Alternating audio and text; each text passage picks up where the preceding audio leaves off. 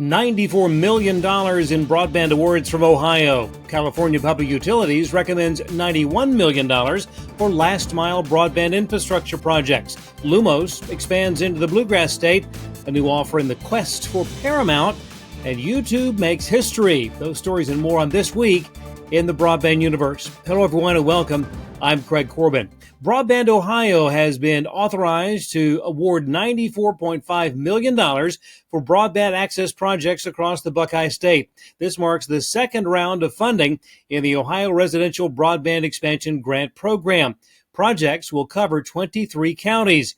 Charter will receive awards for projects in 19 counties, including $13.4 million to provide access to more than 5,000 households in Ashtabula, Columbiana, Portage, and Trumbull counties. Brightspeed will receive $11.3 million for projects in Knox, Mahoning, Shelby, and Trumbull counties, as well as parts of Columbiana and Ashtabula counties. $91 million in grants for construction of last-mile broadband infrastructure have been recommended by the California Public Utilities Commission.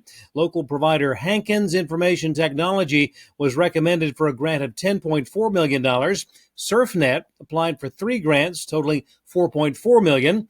In addition, the Round Valley Indian Tribes were recommended, along with the cities of Fort Bragg and Ukiah, and the county of Marin were recommended for grants. Funding will come via the Last Mile Account Grant Program, which has a total budget of $2 billion. A vote on the grants by the CPUC could come as soon as next month. North Carolina-based Lumos this week announced a $150 million investment for its expansion into Kentucky, with plans for building more than 1,300 miles of fiber optic network in portions of Jefferson County and Louisville. Among the communities slated for broadband expansion, Jeffersontown, St. Matthews, Shively, Linden, and Graymore-Devondale. Preliminary engineering in the Louisville Metro scheduled to begin sometime during the second half of 2024. Well, let the games begin. Just when it seemed that the Skydance Media $8 billion merger bid for Paramount was a done deal, Edgar Bronfman Jr. has cobbled together a consortium that put a competing offer on the table. The group is looking to acquire Paramount Global's controlling shareholder, National Amusements, along with a minority stake in Paramount. Bronfman's bid just beat the 45-day go shop window deadline from Skydance's offer. The consortium hopes that their bid will win out in part since it would not involve dilution of existing Paramount shareholders. According to reports, Bronfman's group includes cryptocurrency entrepreneur Brock Pierce, along with Jeff Ubben, founder and managing partner of Inclusive Capital Partners and Fortress Investment Group. A new report from Horowitz Research reveals that while streaming as the choice for viewing continues to grow, more consumers are dropping subscription-based streaming services and opting for free ad-supported or FAST channels. The top FAST networks include Tubi, Pluto TV, Freevee, YouTube, and Roku. Free ad-supported streaming TV viewed by 66% of all viewers in an average month. And speaking of FAST networks, Roku has launched a free ad-supported channel, the Roku Sports Channel, featuring content that will include live Major League Baseball games, live racing from Formula E, the Rich Eisen Show, and a wide range of sports-themed Roku original programming produced along with the NFL, WWE, and UFC. The channel will also feature top-ranked boxing matches and high-stakes poker tournaments. The Roku Sports Channel available on the Roku channel. Revenue from streaming during the first half of 2024 was up more than 27%, that according to Digital Entertainment Group.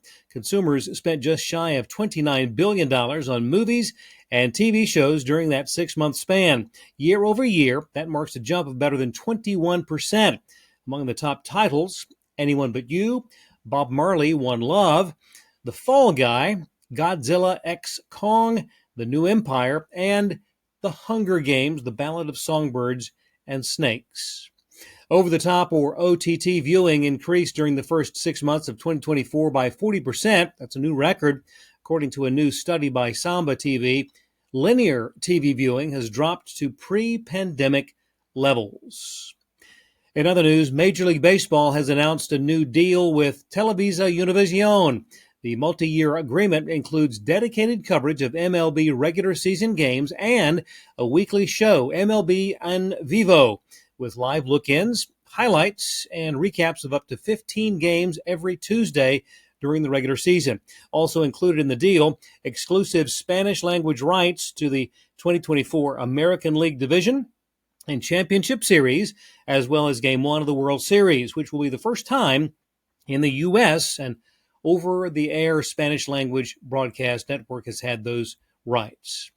Another bit of history for YouTube. According to Nielsen's Gauge report, during the month of July, YouTube had a 10.4% viewership share, becoming the first individual streaming platform to reach double digits. Altogether, the streaming category hit a record high of 41.4% of all TV viewing, with cable a distant second at 26.7%, broadcast in third at 20.3%. During July, 10 titles exceeded 1 billion viewing minutes for the first time ever, with 4 of the top 10 most streamed days on record. Well, thanks for watching. We'll see you next time on This Week in the Broadband Universe.